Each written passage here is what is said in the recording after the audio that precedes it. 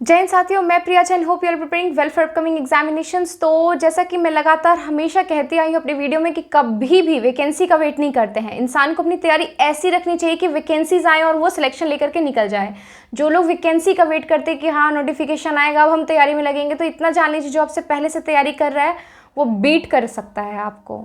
ठीक है, तो इसीलिए अब क्या है, वैकेंसी आ चुकी, नोटिफिकेशन आउट हो चुका है। आपके एप्लीकेशन जो है 5 अक्टूबर से डलाने चालू हो जाएंगे और जो है लास्ट डेट इसकी 5 नवंबर दी गई है। तो मेक श्योर आप जो है डेट दी गई है लास्ट डेट, उससे पहले फॉर्म भर लें। ठीक है, और सारी चीज़ें जो अपना डिटेल्स होता है डॉक्यूमेंट्स का वो बिल्कुल करेक्ट भरा कर दें, अदरवाइज डॉक्यूमेंट वेरिफिकेशन के टाइम में प्रॉब्लम आती है लोगों के साथ।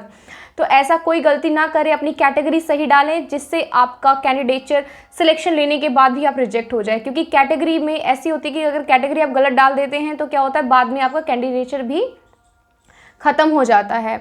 तो इस वजह से आप क्या करेंगे, सही से फॉर्म भरेंगे, उससे बार बार रीचेक कर लेंगे कि कोई चीज़ कोई कॉलम आपसे गलत ना भरा जाए। ठीक है, और देखिए वर्दी पाने का जो सुनहरा अवसर है वो फिर से दे दिया है भगवान ने आप लोगों को। और ये चीज़ एक और सरकार ने जो ऐलान कर दी है कि 2000 वैकेंसी नेक्स्ट ईयर फिर से आएंगी। तो ये जो बैक टू बैक वैकेंसीज आ रही है, बीएसएससी की वैकेंसी आ रही है, एक साल में 2 बार बीपीएससी हो रहा है, ये एक गोल्डन पीरियड आ गया बिहार के लिए। देखो ये जो पीरियड इतना क्रीम पीरियड चल रहा है ना कि जिसने नौकरी लेनी है ना वो इसमें लेके निकल लेगा। हम आगे आने वाले समय का नहीं जान रहे हैं क्या होना है क्या नहीं होना है, लेकिन अब भी जो पीरियड है ना वो क्रीम पीरियड है यार। देख लो, तैयारी ऐसी कर लो ना कि हर एक एग्जाम में सिलेक्शन हो जाए। देखो जब मैंने पहली बार तैयारी की थी, सही मायने में तैयारी की थी, मेरे एक साथ 4 एग्जाम क्लियर हो गए थे फर्स्ट टाइम में ही।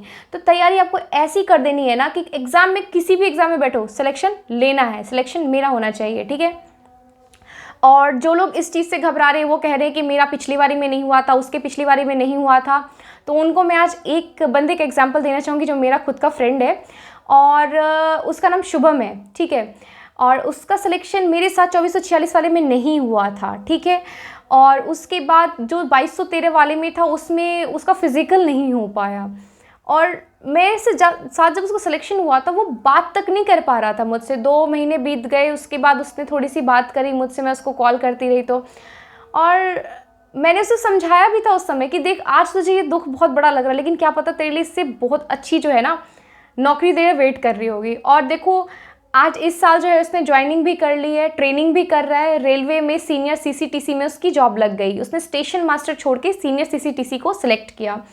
तो लाइफ जो है ना, आज लगता है कि ये कितनी हैवी है, जब तक सिलेक्शन नहीं होता तब तक सब कुछ बहुत लगता है कि कैसे क्या होगा, मेरा होगा या नहीं होगा। लेकिन ये बात ज़रूर याद रखना, अगर यहाँ नहीं हुआ है ना, किसी अच्छी जगह हमारा वेट हो रहा है। ठीक है, और ये बात आज वो खुद उसने कहा कि यार तेरी उस समय हो सकता है उसे तकलीफ था कि मेरा सिलेक्शन नहीं हुआ है, लेकिन आज उसको वो खुद कहता है कि मैं अच्छी जॉब में हूँ, यहाँ से मैं फ्री होकर के बीपीएससी के लिए भी आगे प्रिपेयर कर सकता हूँ। तो यही चीज़ होनी चाहिए, आपको अपना एटीट्यूड ऐसा रखना है ना कि कोई बात नहीं, इसमें नहीं होना, इससे अच्छी वैकेंसी मेरा वेट कर रही है। इस एटीट्यूड के साथ अपनी तैयारी आगे बढ़ाइए। जिनका सिलेक्शन नहीं हुआ है ये उनके लिए सबसे बड़ा मोटिवेशन है। आपका सिलेक्शन होगा, ज़रूर होगा, और अच्छी वैकेंसी के लिए आप बने हुए हैं। ठीक है, तो घबराना नहीं है, डरना नहीं है, तैयारी छोड़नी नहीं है। जब तक हम युद्ध भूमि में हैं तब तक जीत और हार तय नहीं हुई है। ठीक है ना, तो लड़ना है, लड़ते रहना। जिस दिन हमने लड़ना छोड़ दिया उस दिन तो हार तय हो गई हमारी। तो युद्ध भूमि में बने रहे, लड़ते रहे। ठीक है, और लड़ना है हमें अभी। ठीक है, सो अब जो है इस वैकेंसी के बारे में मैंने जैसे अपने टेलीग्राम पे भी इन्फॉर्म किया था कि मैं सेपरेट वीडियो इंग्लिश मीडियम वालों के लिए एक अलग से ज़रूर लेकर के आऊँगी, क्योंकि इस वीडियो में भी देखिए मैं जितनी भी किताब आपको बताने वाली हूँ ये दोनों इंग्लिश और हिंदी मीडियम के लिए है, लेकिन कुछ प्रैक्टिस सेट और प्रीवियस ईयर्स क्वेश्चन पेपर पे मेरा फोकस है कि मैं थोड़ा सा उसके बारे में सर्च करके आप लोगों के लिए अलग से लेके आ सकूं। तो ये मीडियम, तो ये जो वीडियो है ये दोनों मीडियम माध्यम वाले बच्चों के लिए, जो बुक लिस्ट मैंने बताई है वो दोनों माध्यम में अवेलेबल है। तो बिल्कुल आप इस वीडियो को देखें, और इस वीडियो में मैंने स्टेप बाय स्टेप गाइड किया हुआ है कि स्टेप 1 में आपकी क्या करना है आपको तैयारी में, स्टेप 2 में आपकी तैयारी क्या होनी चाहिए, स्टेप 3 में आपको क्या तैयार करना है। तो स्टेप बाय स्टेप मैनर में मैंने वीडियो में बनाया है कि कैसे आपकी स्टेप बाय स्टेप मैनर में आपकी तैयारी होनी चाहिए कि आप फर्स्ट अटैम्प्ट में फाइनल सिलेक्शन लेकर के निकल जाओ। ठीक है, तो और ये कैसे संभव होगा, ये आपकी मेहनत से संभव होगा, ना कि ये कोचिंग के पीछे भागने से। ऐसा कुछ नहीं है, कोचिंग, मैंने एक कोचिंग पे वीडियो बनाई थी, मैंने यही कहा था कोचिंग तब रिक्वायरमेंट होती है जब आप बीपीएससी या यूपीएससी लेवल की तैयारी कर रहे हो, तब इसीलिए ज़रूरी होती है। वो भी मैं बताती हूँ क्यों, क्योंकि जब आंसर राइटिंग करते हो आपको एक ज़रूरत होता है कि कोई मेंटोर आपको करेक्ट करे, आपके इवेल्युएट करे आपके आंसर्स, वहाँ रिक्वायर्ड है। बट ऑब्जेक्टिव बेस्ड एग्जाम के लिए यार नहीं रिक्वायर्ड है। मैंने खुद बिना किसी कोचिंग के सिलेक्शन लिया है। यार आप भी ले सकते हो, घर बैठे तैयारी करो, रिसोर्सेज फ्री के मैं बताऊँगी आपको कहाँ से तैयारी करनी है। तो चलिए आप बिना देर किए इस वीडियो स्टार्ट करते हैं। स्टेप बाय स्टेप मैनर में तैयारी घर बैठे कैसे होगी तो आप देख सकते हैं। ये देख सकते हैं आप, बिहार एसआई न्यू वैकेंसी 2023 और पोस्ट है 1275। ठीक है, घर बैठे कैसे करें तैयारी, बिना कोचिंग के भी संभव है। मैं हमेशा से बताती आ रही, बिना कोचिंग के भी क्या है, संभव है तैयारी। ठीक है, और how to get final selection in first attempt, यही मेरा है कि जो पहली बार जो एग्ज़ाम दे रहे हैं उनको भी तैयारी करने में दिक्कतें ना आए। ठीक है, और वो पहली बार में ही जो है अपना फाइनल सिलेक्शन ले लें। ठीक है, और जो तैयारी का प्रोसेस मैं आपको बताने जा रही हूँ, इस तैयारी में अगर आप इस प्रोसेस से तैयारी कर लेते हैं तो फर्स्ट अटेम्प्ट में ही आप अपना फाइनल सिलेक्शन एश्योर कर सकते हैं। ठीक है, तो बिहार एसआई 1275 पोस्ट। अब एग्ज़ाम का हम देखते हैं कि कैसे किस चरण में एग्ज़ाम होते हैं। पहला चरण एग्ज़ाम का होता है आपका प्रीलिम्स, दूसरा होता है मेंस, जिसमें 2 पेपर होते हैं आपके, हिंदी के और आपका जीएस पेपर, पेपर 2। हिंदी आपका क्वालिफाइंग होता है जबकि ये आपका मेरिट बनाता है। ठीक है, फिर आता है आपका फिजिकल। अब हम देख लेते हैं प्रीलिम्स में क्या है। प्रीलिम्स की जो है 10 गुना कैंडिडेट, यानी इसके जो है 10 गुना कैंडिडेट आपके जो है सिलेक्ट होंगे वैकेंसी के मेंस के लिए। फिर फिजिकल के लिए 6 टाइम कैंडिडेट्स जो है वो फिजिकल में सिलेक्ट होकर के जाएंगे। तो अब मैं आपको यहाँ पे बता दूँ कि प्री और मेंस का जो कॉमन पोर्शन है पहले हम उसको फोकस करेंगे, क्योंकि जो तैयारी हमारी प्रीलिम्स में इन सब्जेक्ट्स के लिए होगी वही सेम मेंस में है। तो कुछ अलग नहीं है, ना कुछ अलग किताबें पढ़नी है। तो हमारा मेन टारगेट क्या है, पहले ये जो मेजर सिलेबस है इसको हम कॉमन देख लेते हैं कि आखिर दोनों में क्या कॉमन है, ताकि मेंस में भी अलग से पढ़ना नहीं पड़ेगा, बल्कि ये रिवीजन होगा और स्ट्रॉन्ग हो जाएगा आपका ये सारा पोर्शन। तो आपको हिस्ट्री है, पॉलिटी है, ज्योग्राफी प्लस एनवायरनमेंट है, जनरल साइंस और इकोनॉमिक्स है। ठीक है, ये प्री और मेंस दोनों में कॉमन है। अब प्री में अलग क्या आ जाता है आपका current affairs. Current affairs major portion होता है प्रीलिम्स में, और 4 से 5 जो क्वेश्चन है वो मैथ्स के पूछ लिए जाते हैं। अभी ये ट्रेंड देखा जा रहा है। और मेंस में आपका क्या अलग है, मेंस में मैथ्स और रीजनिंग का जो है मैथ्स और रीजनिंग का वेटेज क्या है, मेंस में ज़्यादा है। ठीक है, और करंट अफेयर्स का वेटेज बहुत ही कम है, प्रायः 2-4 क्वेश्चन आ गए तो आ गए। ठीक है, अब फिजिकल में आपका क्या होता है, फिजिकल में आपका रनिंग होता है, हाई जंप होता है, लॉन्ग जंप होता है, शॉर्ट पुट होता है। ठीक, और कोई भी इस फिजिकल को कभी भी हल्के में मत लें। ठीक है ना, क्योंकि अच्छे जो 90 क्वेश्चन भी, 85 क्वेश्चन प्लस भी करके आते हैं ना, तो वो बेचारे इसमें ही छटने की वजह से उनका सिलेक्शन हो ही नहीं पाता है, वो इसे क्लियर ही नहीं कर पाते हैं। और ये क्या है, इसमें आपको ये तीनों चरण क्लियर करने हैं इसमें सिलेक्शन लेने के लिए। एक में भी आप मिस हो गए ना तो ये पूरा साइकिल फिर से आपको चलना पड़ेगा, पूरा साइकिल फिर से। तो इसीलिए मेक श्योर करें कि प्रीलिम्स मेंस होने के बाद फिजिकल में कोई नहीं अटकेगा। ठीक है, तो फिजिकल की तैयारी मेंस के बाद आप बिल्कुल अच्छे से धड़ल्ले से करने में लग जाएंगे। ठीक है, अब मैं आपको बताऊंगी की टू सक्सेस क्या है। आपकी स्टेप बाय स्टेप तैयारी ऐसी होनी चाहिए, चाहे आप फर्स्ट अटेम्प्ट वाले हो, चाहे आप दूसरे अटेम्प्ट वाले हो, चाहे तीसरे, कोई मायने नहीं रखती ये चीज़ें। फर्स्ट अटेम्प्ट वाले भी अपनी तैयारी सेकंड थर्ड अटेम्प्ट जो पहले से एग्जाम दे रहे हैं उनके बराबर आप आ सकते हैं अगर आप इस तरीके से तैयारी करेंगे। तो सबसे पहले आप स्टेप 1 देखिए तैयारी का क्या होता है। आपको सिलेबस पता होना चाहिए एग्जाम का, जो मैंने अपने टेलीग्राम चैनल पे दे रखा है।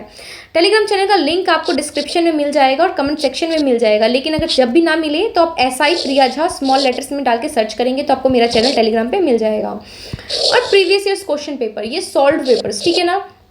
किरण पब्लिकेशन की जो है बहुत डिटेल में 2008 से लेकर के 22 तक की सॉल्व पेपर मार्केट में अवेलेबल है।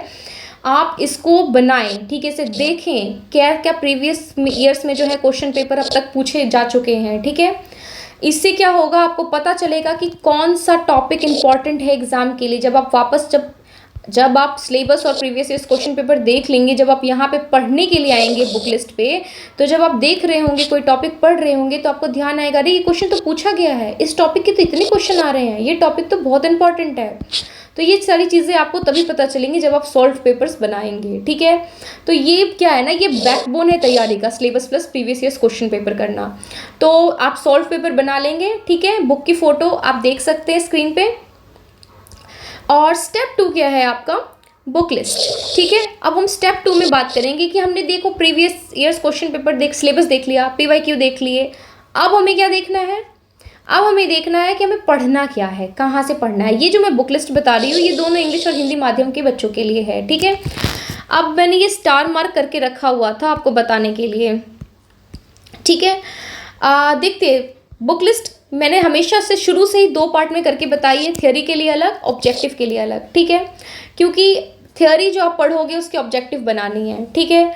और थ्योरी बुक्स में कौन कौन सी बुक आपको बनानी है, थ्योरी में आपको लूसेंट, क्राउन और NCERT सार संग्रह करनी है। इसकी इंग्लिश में भी आती है वॉल्यूम 1 एंड वॉल्यूम 2, ठीक है, कॉस्मोस की, ठीक है। बहुत अच्छी बुक है, इसे जो है आप लोग, ये तो मस्ट है, ये करना ही करना है इसके साथ साथ, ठीक है।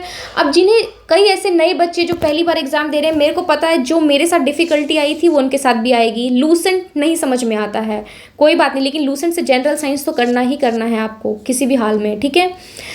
इसके अलावा क्या कर सकते हैं, जिन्हें लूसेंट बिल्कुल समझ में नहीं आता है, तो 1 लाइनर GK है, ठीक है। 1 लाइनर GK है, किरण पब्लिकेशन का। आप एक बार उस बुक को मार्केट में जा कर के देखें, ठीक है ना। आप खाली देखें उस बुक को, अगर आपको वो बुक लग रही है कि आपके समझ में आ जाएगी, तो आप बिल्कुल इस बुक को लें आप, और लूसेंट को आप इस बुक से रिप्लेस कर सकते हैं, ठीक है। क्योंकि ये बुक मैंने खुद देखी है, लेकिन जब मैं पढ़ रही थी उस समय शायद मैंने ये बुक मुझे किसी ने बताया नहीं था कि ये बुक भी अवेलेबल है, लेकिन ये इस बुक की मैंने रिव्यूज़ देखे हैं, बहुत अच्छे आए हैं। जो लोग लूसेंट नहीं समझ पाते, इसकी लैंग्वेज बहुत ईजी है, आप इसको बहुत अच्छे से समझ पाएंगे, तो आप इस बुक को देख लेंगे, ठीक है। उसके बाद मैं बता रही हूँ कि क्राउन से रेस्ट पोर्शन जो है आप कवर कर लेंगे। और जिन्हें ये बुक समझ में आ गई फिर तो कोई दिक्कत ही नहीं है, क्योंकि इसकी लैंग्वेज बहुत इजी है। उसके अलावा जो लोग लूसेंट शुरू से करते आ रहे हैं, लूसेंट के साथ कंफर्टेबल है, बिल्कुल आपको बुक चेंज करने की ज़रूरत नहीं है, आप इसी के साथ चलेंगे। और लूसेंट से जनरल साइंस तो हर कोई करेगा, ठीक। और बाकी जो रेस्ट पोर्शन है वो क्राउन से कवर होगा आपका, ठीक है। और लूसेंट से एक और चीज़ मैं बता दूं, जो हिस्ट्री का आप लास्ट पेज देखेंगे इंडियन हिस्ट्री का, उसमें आपको गवर्नर जनरल्स और ये सब मिलेंगे, ठीक है। Governor general of India, governor of Bengal और वाइसरॉयज, ठीक है ना। तो ये जो दिया हुआ इनके कार्यकाल में क्या क्या काम हुए थे, ठीक है ना, ये भी लूसेंट से ज़रूर कवर कर लें, क्योंकि मैंने ये देखा है लूसेंट में बहुत ही वास्ट दिया हुआ है, बहुत अच्छा दिया हुआ है, ठीक।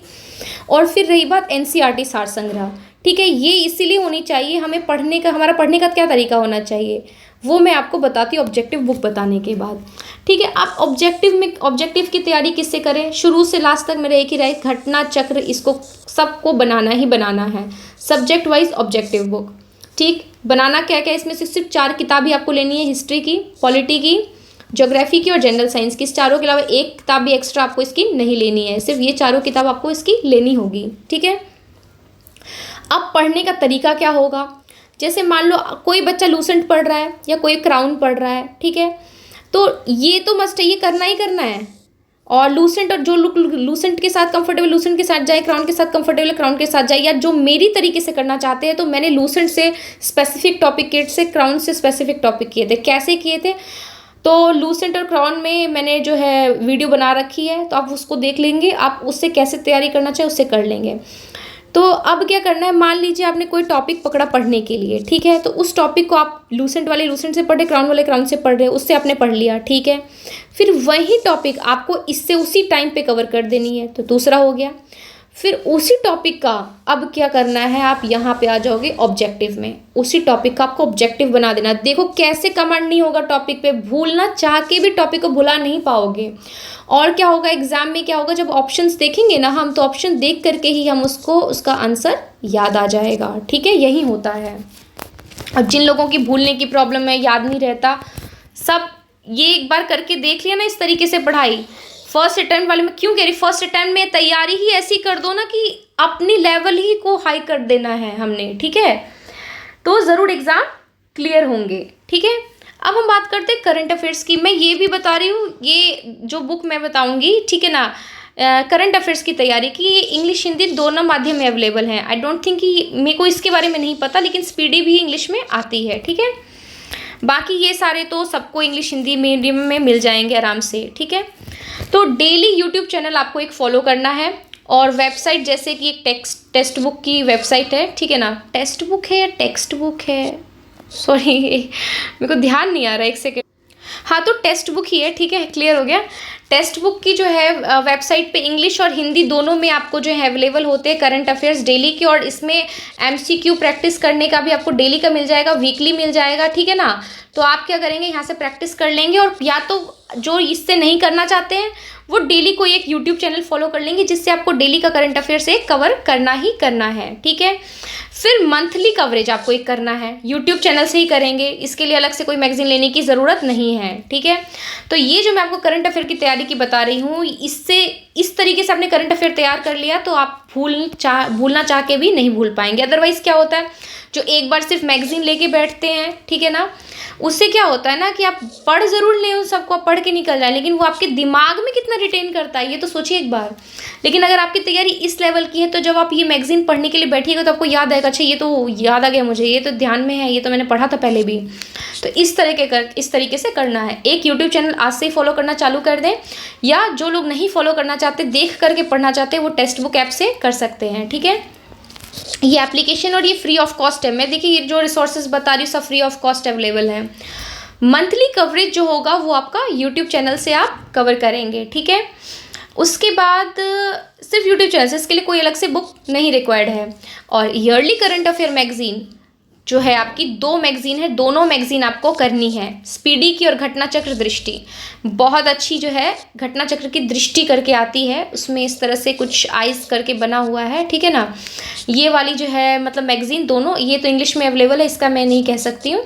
तो ये दोनों मैगजीन ही आपको पढ़नी है। ठीक है, तो ये आपका हो गया स्टेप 2 कंप्लीट।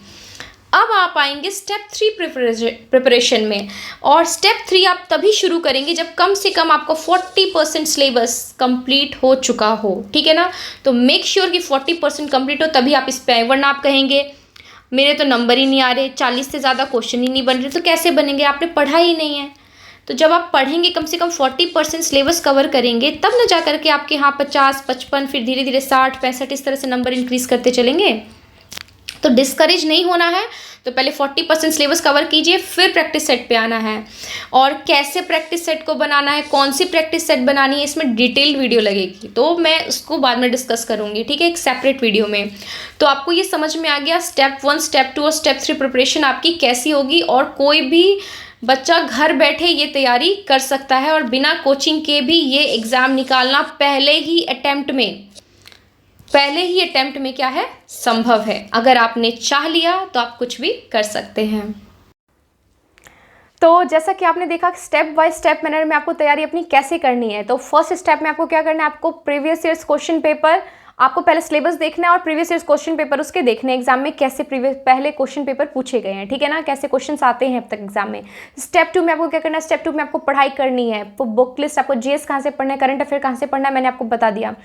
अब थर्ड स्टेप आपका क्या आता है, प्रैक्टिस सेट का आता है। तो प्रैक्टिस सेट टेस्ट सीरीज कैसे करनी है, कहाँ से लगानी है, इस पे हम डिटेल वीडियो लेकर के आएंगे। तो इसके अलावा आपका कोई डाउट हो तो बिल्कुल कमेंट सेक्शन में आप पूछ सकते हैं। तब तक के लिए जय हिंद, जय भारत।